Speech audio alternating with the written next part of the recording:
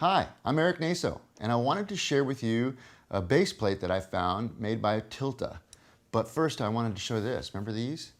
This is the Spider Brace. This was my very first shoulder mount I ever had. I used it with a Canon XHA1, and it worked really great. And this is what kind of made me think I really need to have shoulder mounts for cameras, because when you're going handheld, you need the stability. This worked really wonderful for the XHA1, but it did not work very well for my AF100. Now, I've been trying to build a shoulder mount to make go from a tripod to your shoulder sort of seamlessly, and I never really had very much success with it, using a lot of different companies' parts, trying to make it. It ended up kind of what we all like to call these Franken rigs, you know? They were just bits and pieces from everywhere you could find to sort of make something work. Well, I think I found something I didn't really have to go all Franken rig on. It's called the Tilta base plate. Now, this is a beautiful piece of kit. It's got it all already in one piece. It has a shoulder mount, it has the quick release, it pretty much is all encompassing. And it has 15mm rails in the back, in the front and in the back. And you can just keep adding on to it and build out from there. But this becomes the core of your system. Now, why is this so awesome? Well, I'll tell you why it is for me. It's low profile. I had a base plate that attached permanently to the camera, as opposed to having it, attached with a clamp, so you can get the camera on and off. So it was kind of a hassle. You couldn't just put it, you didn't have, and it didn't have the shoulder pad built into it. So you had to add the shoulder pad to it. Well, this is what I used. This was the porta brace, and I attached this with the Velcro underneath the base plate, and then, feeding this through and getting it on there, and then attaching it, and then putting it on into the camera. Look at that. I mean, it ended up like up here. You wouldn't be able to see it. It was like an executive tower on my shoulder. So that solution didn't work for me. I've seen other people use it, and it worked fine for them. I felt like the center of gravity was too high. So that didn't work. Why this works, look at that. From here to here, 1 inch.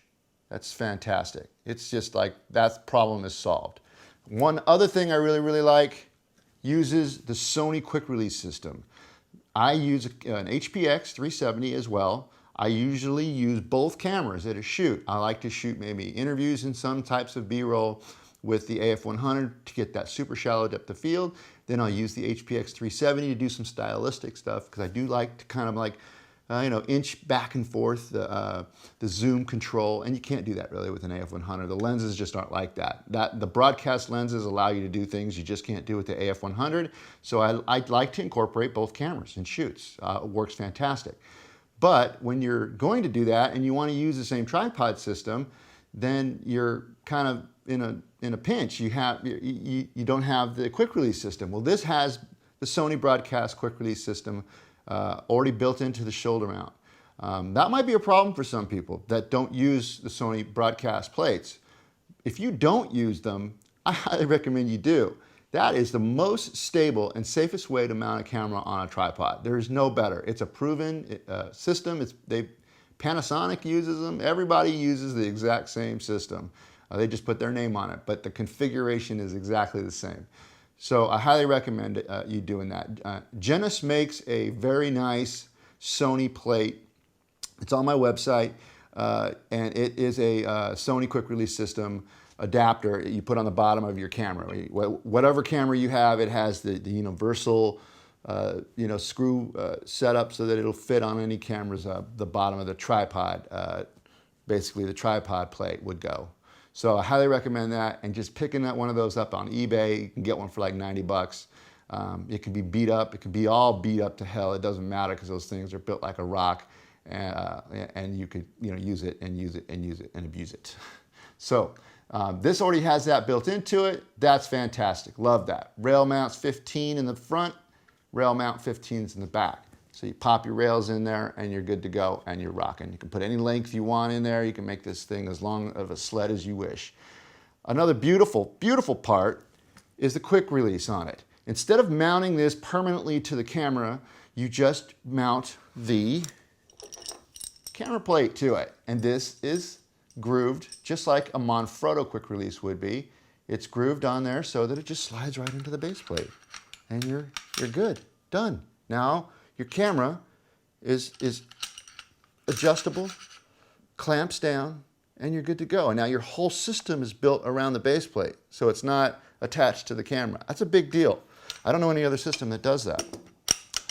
Now what I did was I chose to get this Frodo quick release. This is a 357. It comes in a kit as well. The 357 PLV is the model number. And now what's great about that is you can take the quick release system off that and you can put it, say, like on a slider or a jib. And then you can go from your tripod setup, slide your camera off, make it lighter, because you might not want to have all the rails and all that junk on there to get the camera lighter, and just go real super slim. Boom. Now you got like multi. And that's like, I don't know, it was like $100. This was like maybe 60. I can't remember exactly. But this was only 30. That's bargain. Okay, so let me show you what it looks like. As I slide this on here, boom, boom. Oh man, was that a hassle or what? Look at that, like a rock. I mean, the thing ain't going anywhere. Solid, just solid. No shifting, no nothing, no bouncing around. Works great. I have used this with an F3 as well. It's a much heavier camera than the AF100, and that's part of the reason why I bought this little Frodo guy. It was longer and more stable, and it worked just fine. It wasn't designed for it, the base plate. Tilta is making a base plate. It hasn't been released. I have a video of it also on my website, and you can see what the F3 version looked like. It's wider, longer, a little more heavy duty. That one would be perfect for like an Epic if you wanted to, or a Scarlet, because it's about the same size and weight. And the F3 is heavier. But I used it on there and it was fine. I didn't have any problems, and I shot like, I don't know, 6 hours with it that day. So not a problem. So that is wonderful. Very simple base plate, but it's just designed right. It's designed to turn your camera into a shoulder mount. Now, the other piece of kit that I really liked, I bought, was the hand grips. Now these have the 19mm rail mounts as well as the 15s. So you can use it with both. It's built like a tank. Holy cow, it's just heavy. It's cool looking too. Similar to the Tilta base plate, it has that sort of military grade kind of look. You know, it's just really rugged looking, and I like that a lot. I like that it's all black. It's very cool. This was more expensive. Oh, wait a minute. I didn't mention. Do you know how much this Tilta base plate costs? $236. $236. That's what I got for it. I don't know if they're still selling them that. I think it's just crazy inexpensive. It's truly one of the best bargains out there. Other base plates run about $600. This one for $236 is an absolute bargain. So can't believe I forgot to mention that. The hand grip, this was $263. So this was actually, you know, about $30 more than the base plate, which is nuts, but it is pretty heavy duty. Pretty nice. I took off the front one, on the right one, or the left one, because I used my follow focus to hold the camera.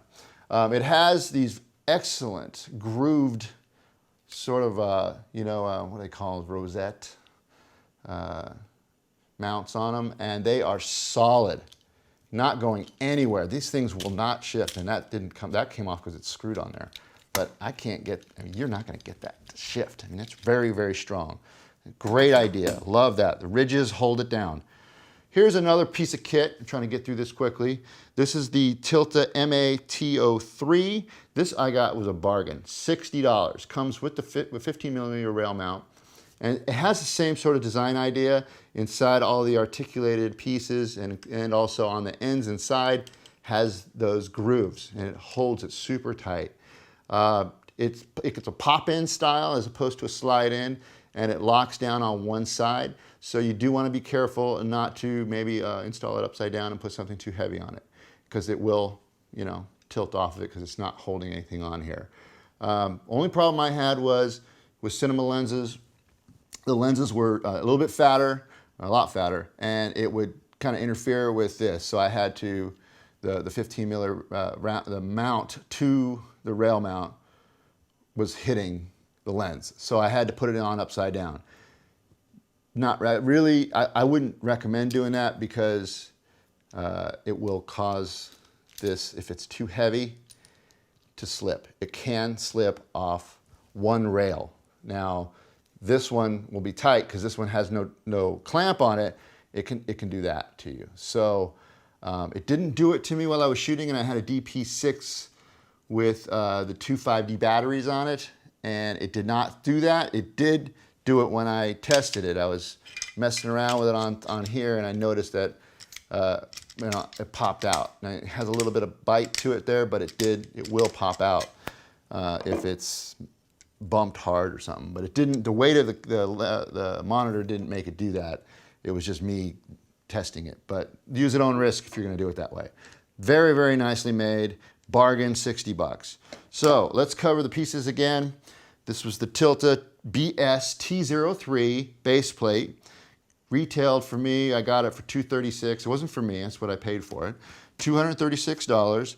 The hand grips, model UHT03, $263.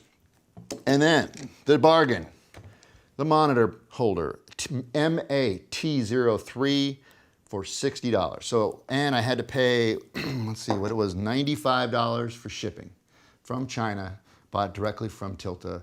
So the grand total was $654. Not bad. And it works extremely well. I'm very happy with it. I'm gonna cut here. I'm gonna put the rig together. I'm gonna come back and I'll show it to you fully rigged up with an EVF and a little counterweight that I got here. Well, it's not really a counterweight. It's a lamb part, universal dock, kind of a power station. And it has a ton of little power, 12 volt out and HDMI, and it's just crazy good, but it works perfectly as a counterbalance, and it powers your whole rig. So I think that was a really good find as well. So I'll be right back. I'm gonna put it all together and you'll see what it looks like. Okay, I'm back. I got the camera all pretty much set up with the bits that I showed you. So here we go. We got the rail handlebars on there now. And then I got in the back here, I got a lamp part, power dock, universal power dock on there. That kind of gives me the counterbalance. And then also, I didn't talk about it, but I'm gonna show you really quick. This is the Westside AV Studio EVF mount with the DP4. And that's it, really fast. I think I put this whole rig together in probably about 30 seconds. I mean, I have everything pre-configured, so everything's mounted already on the 15mm rails, and I just pop the rails in and it just lines up perfect. So here I got the red 1750 on there. That's a heavy lens, so I'm using the Vocus PL mount adapter with the lens support. Fabulous system, and it holds it all together really nice. And then the battery in the back, well, that adds that counterbalance. It's perfect. So it feels really good. I can do some nice handheld shots real quick, real steady, and it's rock solid. Well, that's it. I hope this helped you get a good idea on the Tilta base plate and some of the pieces that Tilta makes to add to your rig. So again, appreciate it. Hope it helps.